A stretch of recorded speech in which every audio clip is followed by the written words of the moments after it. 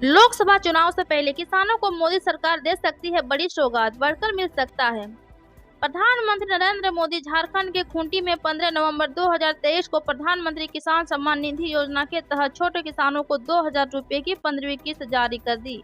पर 2024 के लोकसभा चुनाव से पहले जनवरी से फरवरी महीने के बीच जब 16वीं किस्त जारी करने की बड़ी आएगी तो मोदी सरकार किसानों को और भी बड़ी सौगात दे सकती है। जब तक बीजेपी की विचारधारा से नहीं लड़ेंगे नीतीश की विपक्ष को एकजुट करने की कवायद पर असदुद्दीन ओवैसी। साल 2024 के चुनाव के लिए कई नेता विपक्ष को एकजुट करने की कवायद में लगे हैं। इस सिलसिले में बिहार के सीएम नीतीश कुमार ने दिल्ली दौरा कर कांग्रेस नेताओं से मुलाकात की। इसी पर प्रतिक्रिया देते हुए एआईएमआईएम के प्रमुख असदुद्दीन ओवैसी ने शुक्रवार को कहा कि विचारधारा से समझौता करके बीजेपी को नहीं रोका जा सकता है और पार्टियों को केवल विचारधारा के आधार पर लड़ाई लड़नी होगी। एआईएमआईएम प्रमुख ओवैसी ने एक प्रेस कॉन्फ्रेंस में कहा, 2024 में बीजेपी को रोकने के लिए आपको इसे विचारधारा के आधार पर रोकना होगा। आप बीजेपी को विचारधारा से समझौता करके नहीं रोक सकते। धनतेरस पर सोने चांदी का रिकॉर्ड तोड़ बिक्री, देश भर में 30,000 करोड़ रुपए का हुआ व्यापार। दिवाली त्योहार के लिए धनतेरस से पंच दिवसीय दीप महोत्सव का पर्व देश भर में उत्साह और उमंग के साथ शुरू हुआ। Confederation of all India traders CAIT के एक अनुमान के अनुसार कल देश भर में 50,000 करोड़ रुपए से ज्यादा का व्यापार हुआ। वहीं अकेले दिल्ली में ही आज 5,000 करोड़ रुपए का व्यापार हुआ। मार्केट में चारों तरफ ग्राहकों की भीड़ उमड़ी हुई थी। धनतेरस पर देश भर में 30,000 करोड़ रुपए के सोने चांदी का व्यापार हुआ। वाहन, रसोई उपकरण, बर्तन अवय, इलेक्ट्रॉनिक सामान अवय, झाड़ू भी बड़ी मात्रा में खरीदा गया। चीन और पाकिस्तान के लिए काल है निर्भय, 1000 किलोमीटर से ज्यादा है मार की क्षमता। जल्द ही भारतीय सेना की ताकत बढ़ाएगी cruise missile. Indian armoured force यानी भारत की तीनों सेनाओं के पास निर्भय क्रूज मिसाइल को जल्द ही शामिल किया जाएगा। इस क्रूज मिसाइल की मार की क्षमता 1000 किलोमीटर से अधिक बताई जा रही है। इसको लेकर रक्षा मंत्रालय ने कहा कि केंद्र सरकार निर्भय कैटरेगी क्रूज मिसाइलों को शामिल करने पर विचार कर रही है। प्रस्ताव अभी आखिरी चरण में है और इसकी मंजूरी मिलने का इंतजार है।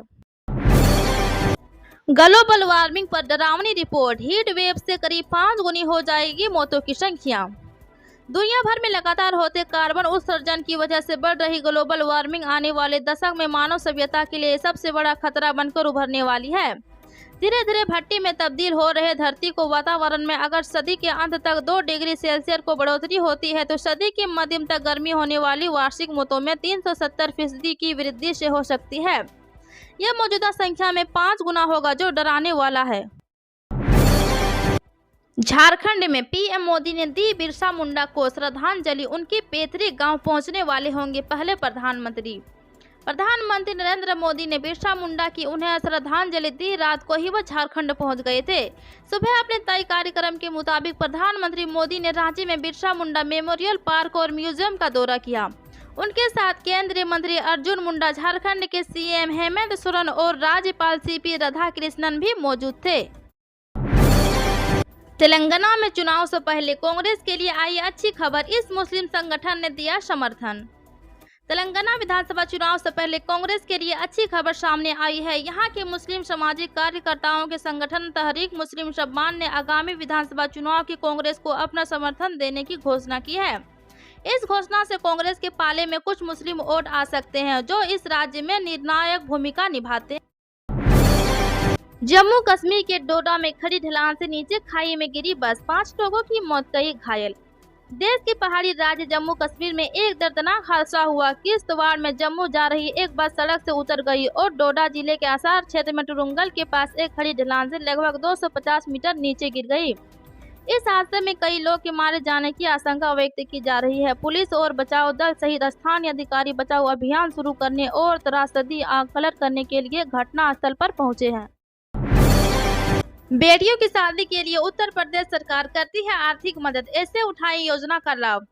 हमारे देश में न सिर्फ केंद्र सरकार बल्कि अलग अलग राज्यों की सरकारें ऐसी जन सरोकारी योजनाएं लेकर आती है जिनसे गरीब और आम लोगों की फायदा मिलता है। ऐसे ही एक योजना उत्तर प्रदेश सरकार के द्वारा चलाई जा रही है जिसका नाम है विवाह अनुदान योजना। इस योजना के तहत लाभार्थी को बेटी की शादी के लिए एक निश्चित राशि दी जाती है। अपने इस आर्टिकल में हम आपको बताएंगे कि इस योजना का लाभ कौन और कैसे उठा सकता है, साथ ही इसकी प्रक्रिया क्या है।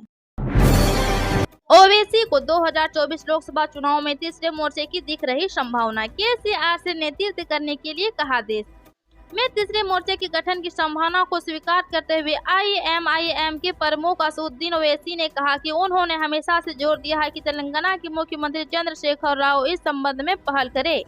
यहाँ पत्रकारों से बात करते हुए उन्होंने कहा कि अगर चंद्रशेखर राव नेतृत्व करते हैं तो देश में कई राजनीतिक दल और नेता जो इसमें कूदने को तैयार है। तीसरे मोर्चे के उदय की संभावना के बारे में पूछे गए सवाल पर हैदराबाद से सांसद ओवैसी ने कहा, यहाँ तीसरे मोर्चे की बड़ी संभावना है। मैं तेलंगाना के मुख्यमंत्री से नेतृत्व करने के लिए कहता रहा हूँ। यदि मुख्यमंत्री केईआर नेतृत्व करते हैं तो हर राज्य में विभिन्न दल और राजनेता तैयार है। इसके बाद इस संबंध में बहुत से कार्य